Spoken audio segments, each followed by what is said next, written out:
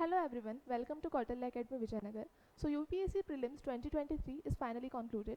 So आज हम discuss करने वाले हैं कुछ क्वेश्चन जो ज्योग्राफी से रिलेटेड यहाँ पर आए हैं. This video will be part 1 and part 2 part 3 subsequently upload किया जाएगा. पार्ट 1 हमारा ज्योग्राफी एनालिसिस के ऊपर बेस्ड रहेगा. अगर हम फर्स्ट क्वेश्चन की बात करें, so consider the following statement. First statement is Jhelum river passes through Wular Lake. This statement is actually correct. Second statement, Krishna river directly feeds Koleru lake. This statement is incorrect. And third statement, meandering of Gandak river formed Kanwar lake.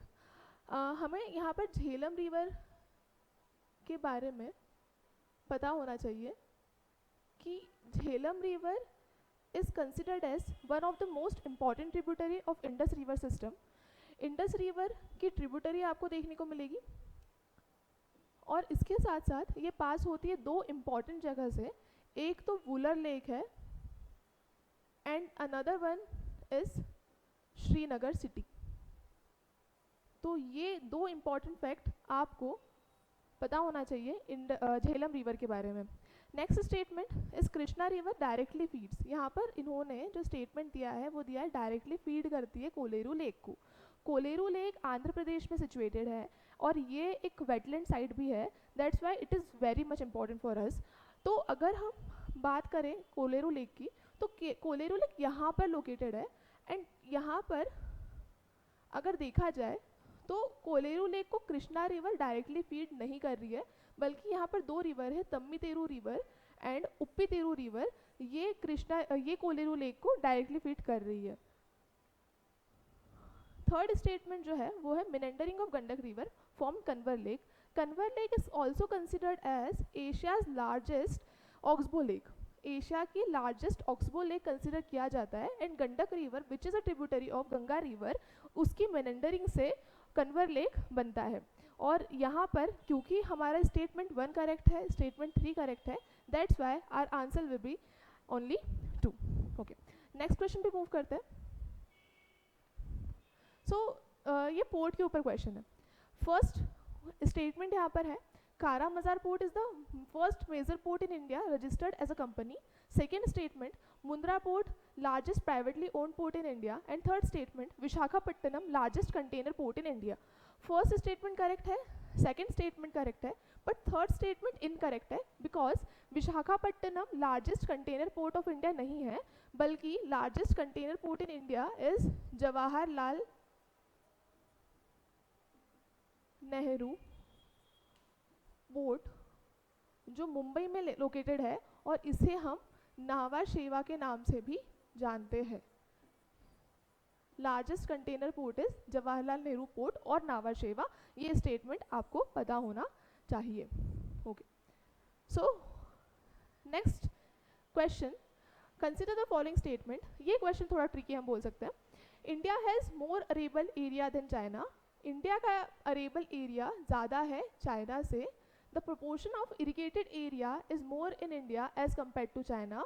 And third statement the average productivity पर hectare in Indian agriculture is higher than that of China. यहाँ पर अगर आपको पता होगा then आप इस answer को सही कर सकते हो. अगर आपको फैक्ट का नॉलेज नहीं है देन आपका वाला आंसर गलत होने वाला है. फर्स्ट स्टेटमेंट जो है ये करेक्ट है. इंडिया का अरेबल एरिया चाइना से ज़्यादा है.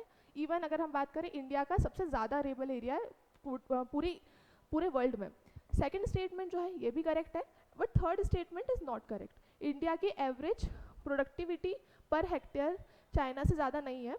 इंडिया की जो एवरेज प्रोडक्टिविटी पर हेक्टेयर है वो है आपकी 2.7, बाकी चाइना की है 4.7. इंडिया की 2.7 एंड चाइना की है 4.7. ओके, सो क्योंकि हमारे दो स्टेटमेंट करेक्ट है that's why answer will be only 2. Next question की बात करते हैं. Which one of the following is the best example of repeated falls in sea level giving rise to present day extensive marshland? Okay, तो देखो यहाँ पर अगर आप देखो तो जो स्टेटमेंट है उन्होंने बोला है कि सी लेवल का रिपीटेड फॉल हो रहा है और इससे क्या बना है, एक एक्सटेंसिव मार्शलैंड बना है. अगर आपको ज्योग्राफी का बेसिक नॉलेज होगा तो आपको ये बात पता होगी कि जो हमारा कोस्ट लाइन वाला एरिया है उसमें जो हमारा वेस्टर्न घाट वाला एरिया है और ईस्टर्न घाट वाला एरिया है, इसमें वेस्टर्न घाट की जो कोस्ट लाइन है ये है कोस्ट लाइन ऑफ सबमर्जेंस, यहाँ पर जो कोस्ट लाइन है सबमर्ज हो रही है, और ईस्टर्न घाट वाला जो एरिया है वो है coast line of emergence.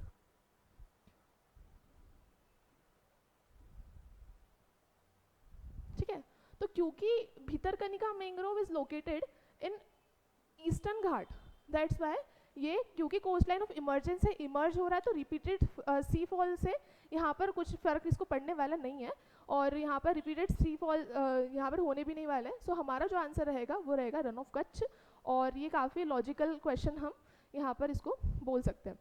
Next question सीधा सा क्वेश्चन है, लिमेनाइट और rutile evidently available in certain coastal tracts of India are rich resources of which of the following? Aluminium, copper, iron और टाइटेनियम। टाइटेनियम का ये एक्चुअली रिसोर्स है।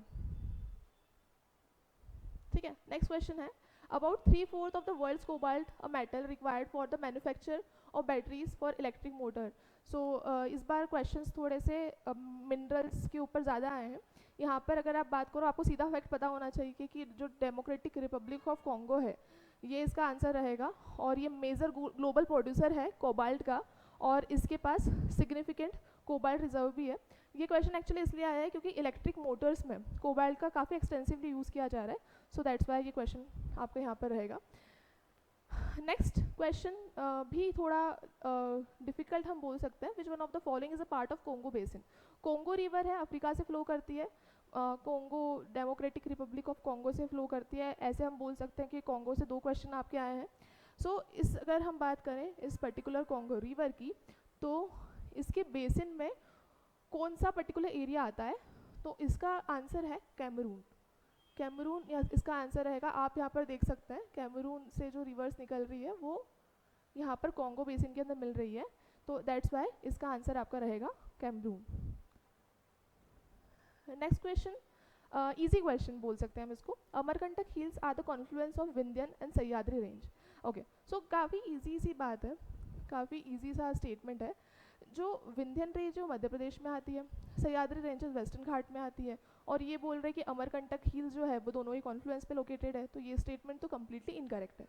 Second statement है, Biligiri Rangan hills constitute the eastern most part of the Satpura range. Satpura range actually यहाँ पर आती है, और इसका ईस्टर्न मोस्ट पार्ट अमरकंटक है, ना कि बिलीरंगन हिल्स है, सो दैट्स वाई ये स्टेटमेंट इनकरेक्ट है। बिलीरंगन हिल्स जो है कर्नाटका में लोकेटेड है, and it is the part of eastern घाट।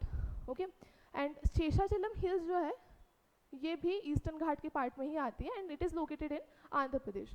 तो इन्होंने यहाँ पर स्टेटमेंट में दिया हुआ है कि वेस्टर्न घाट का सदर्न मोस्ट पार्ट है, तो वेस्टर्न घाट का सदर्न मोस्ट पार्ट ये नहीं है, वेस्टर्न घाट का सदर्न मोस्ट पार्ट नहीं है, और एक्चुअली ये ईस्टर्न घाट के अंदर आता है।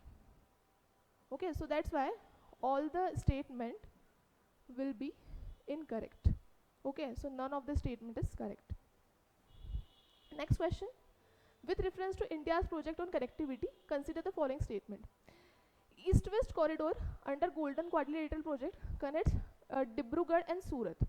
तो अगर आप यहाँ पर देखो तो एक्चुअली ये डिब्रूगढ़ और सूरत को कनेक्ट नहीं करता है, डिब्रूगढ़ से पोरबंदर को कनेक्ट करता है, पोरबंदर को कनेक्ट करता है, दैट्स वाई ये वाला स्टेटमेंट आपका इनकरेक्ट रहेगा। Then trilateral highway connects Moreh in Manipur and Chiang Mai in Thailand via Myanmar. Okay, so ये आपका इंडिया वाला पोर्शन है, ये यहाँ पर से मोरे तामू से मांडले कनेक्ट कर रहा है, और फिर इस टाइप से माय सोत कनेक्ट कर रहा है, ना कि चांग में। माय सोत कनेक्ट करता है ये थाईलैंड के अंदर।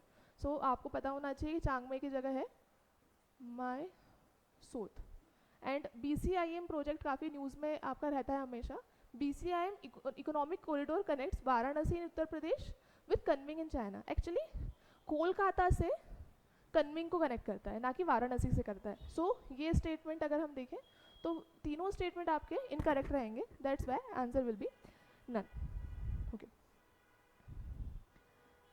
Next question, statement 1, despite uranium deposits India, despite uranium deposit, depends on coal for most of its electricity production. आपको पता है यूरेनियम काफ़ी ज़्यादा है इंडिया के अंदर, बट स्टिल हम कोल के ऊपर बहुत ज़्यादा डिपेंडेंट है. This statement is correct. Okay, statement 2 है uranium enriched to the extent of at least 60% is required for the production of electricity. Actually this statement is incorrect. So इसका आंसर रहेगा statement 1 is correct but statement 2 is incorrect. Okay. अगर हम बात करें uranium enrichment की, तो जो लो enrich uranium होता है वो 3 to 5% होता है, और वेपन ग्रेड जो यूरेनियम होता है वो 90% होता है. सो अगर हमको यहाँ पर न्यूक्लियर फ्यूल जनरेट करना है, सो हमको बस 3 to 5% की ही रिक्वायरमेंट होती है. So that's why second statement आपका इनकरेक्ट हो जाएगा और आपका आंसर हो जाएगा सी. सो